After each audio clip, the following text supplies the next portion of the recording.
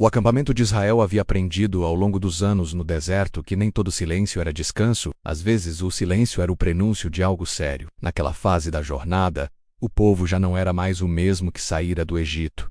As gerações estavam se misturando. Os erros se acumulavam na memória coletiva. E Deus começava a tratar não apenas ações visíveis, mas intenções internas, promessas feitas em segredo, palavras pronunciadas sem maturidade. Moisés, envelhecido pelo peso da liderança, reuniu os chefes das tribos com a consciência de que aquilo que seria dito não agradaria a todos. Não porque fosse injusto, mas porque exigiria responsabilidade. O Senhor não falava naquele momento sobre guerras ou fronteiras. Ele falava sobre algo mais profundo e perigoso: o poder destrutivo e vinculante da palavra humana diante de Deus.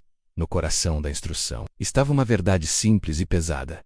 Quem faz um voto ao Senhor prende à própria alma aquilo que prometeu. Não se tratava de um ritual simbólico, nem de um gesto emocional. Um voto não era uma oração impulsiva. Era um ato jurídico espiritual. Uma vez pronunciado, não pertencia mais à pessoa, menos pertencia a Deus. Israel precisava entender que o Senhor não se impressiona com promessas exageradas. Ele não negocia com palavras ditas para impressionar os outros. Diante do Deus, toda promessa é pesada, medida e cobrada. A espiritualidade que fala demais e cumpre pouco é aos olhos do Senhor profana. Mas o texto avançava além da simplicidade moral. Deus entrava na complexidade da vida real. Ele sabia que nem todos tinham a mesma autonomia. Nem todos tinham o mesmo nível de autoridade dentro da estrutura familiar. E, especialmente, ele sabia que promessas feitas sem discernimento poderiam se tornar armadilhas permanentes. Por isso, o Senhor estabeleceu uma ordem clara envolvendo os votos feitos por mulheres sob autoridade familiar, não como desvalorização, mas como proteção espiritual. O voto feito por uma filha ainda na casa do pai ou por uma esposa sob a liderança do marido não era automaticamente inválido, mas também não era automaticamente definitivo. A responsabilidade se expandia. O pai ou o marido tornava-se participante do processo espiritual. Se ouvisse o voto e se calasse, o silêncio era entendido como concordância plena. A promessa passava a valer, a obrigação se consolidava. Mas se houvesse discernimento imediato, a anulação era permitida menos e Deus não imputava culpa à mulher. Aqui estava uma das lições mais duras do texto. O silêncio também é uma decisão espiritual. Deus não aceitava a neutralidade disfarçada de prudência. A autoridade que ouvia e não se posicionava assumia o peso do voto. Não havia espaço para o argumento de não perceber a gravidade. A omissão era considerada corresponsabilidade. O acampamento, ao ouvir essas palavras, foi confrontado em múltiplos níveis. Muitos perceberam que haviam permitido promessas imprudentes por comodismo. Outros entenderam que haviam falado sem pensar, colocando fardos espirituais sobre si mesmos e sobre suas casas. Deus estava desmontando uma espiritualidade baseada em emoção e reconstruindo uma espiritualidade baseada em consciência e temor. O Senhor deixava claro que não desejava votos em abundância. Desejava verdade. Desejava que o povo aprendesse a medir palavras antes de oferecê-las no altar. Porque cada voto quebrado não era apenas uma falha pessoal. Era uma violação da santidade. E mais, Deus revelava que liderança espiritual não é domínio, é responsabilidade diante do céu. Quem tinha autoridade sobre outro não podia se esconder atrás do argumento da liberdade individual. A autoridade existia para proteger, corrigir e, quando necessário, impedir decisões espiritualmente destrutivas. O efeito dessas palavras não foi imediato, mas foi profundo. O povo começou a compreender que o relacionamento com Deus estava entrando em um novo nível. Já não bastava evitar ídolos visíveis. Era necessário disciplinar a língua, os impulsos e as promessas. O Senhor estava formando um povo maduro, preparado para herdar a terra menos, e um povo imaturo não poderia sustentá-la. Ao final daquela instrução, algo ficava claro.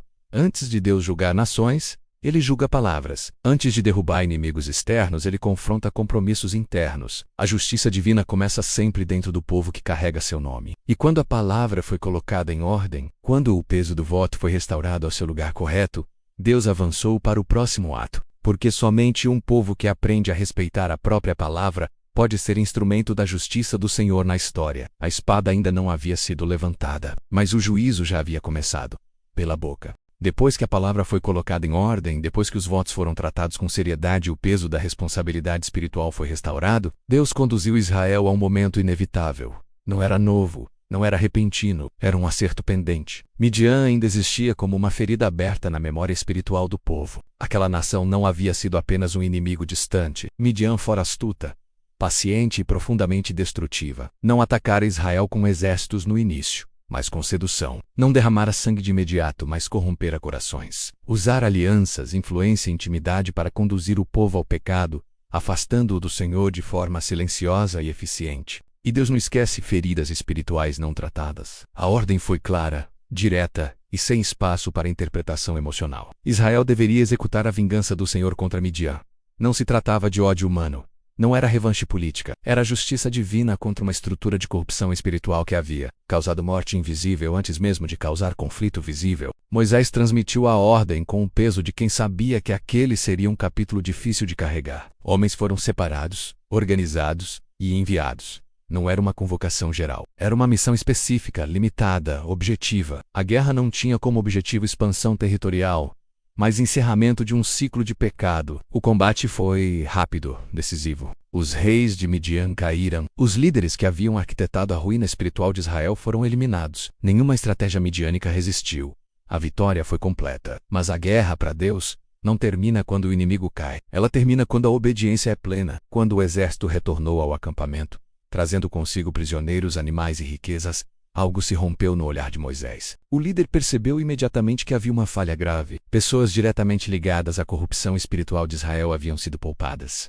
O juízo fora interrompido pela lógica humana. A reação de Moisés não foi exagero, foi zelo. Ele compreendeu algo que muitos líderes ignoram. Pecado tolerado retorna mais forte. Aquilo que seduz uma vez, se poupado, seduz novamente. Deus não havia autorizado uma justiça parcial. O Senhor não aceita obediência incompleta. A correção foi dura, mas necessária. O povo precisava aprender que justiça divina não pode ser moldada à conveniência emocional do momento. O juízo que Deus decreta deve ser executado como Ele determina, não como o homem prefere. Não havia espaço para sentimentalismo quando o resultado do passado havia sido morte espiritual. Após a correção, Deus conduziu Israel a um período de purificação. O acampamento não podia absorver os efeitos da guerra de forma imediata. Tudo precisava passar por separação, limpeza e reorganização. Pessoas, objetos, metais, roupas, tudo era avaliado. Nada entrava na vida comum sem antes ser purificado. Aqui estava outra lição poderosa.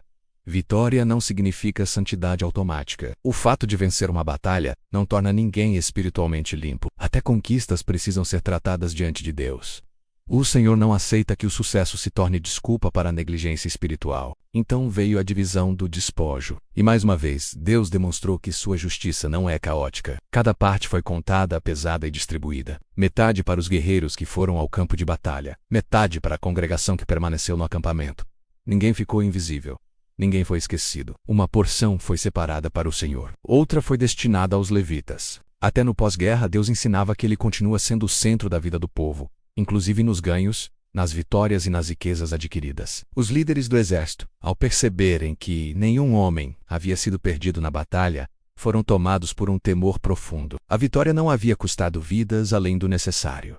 Aquilo não era comum, não era natural. Eles compreenderam que haviam sido preservados pela mão do próprio Deus e então, espontaneamente, trouxeram uma oferta: ouro, adornos, objetos preciosos. Não por obrigação, não por imposição, mas como reconhecimento silencioso.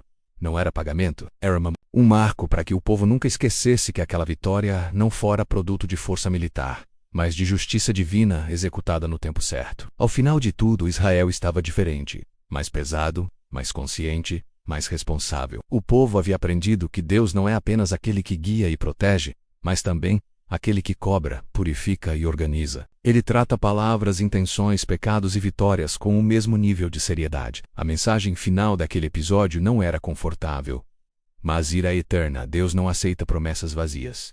Deus não tolera pecado não tratado. Deus não deixa ciclos abertos. Quando Ele decide agir, Ele encerra. Quando Ele julga, Ele completa. Quando Ele estabelece justiça, nada sobra fora do lugar. E assim, entre votos que prendem a alma e guerras que purificam a história, Israel avançou mais um passo rumo à terra prometida, menos carregando não apenas espadas e despojos, mas uma compreensão mais profunda do peso de viver diante de um Deus santo.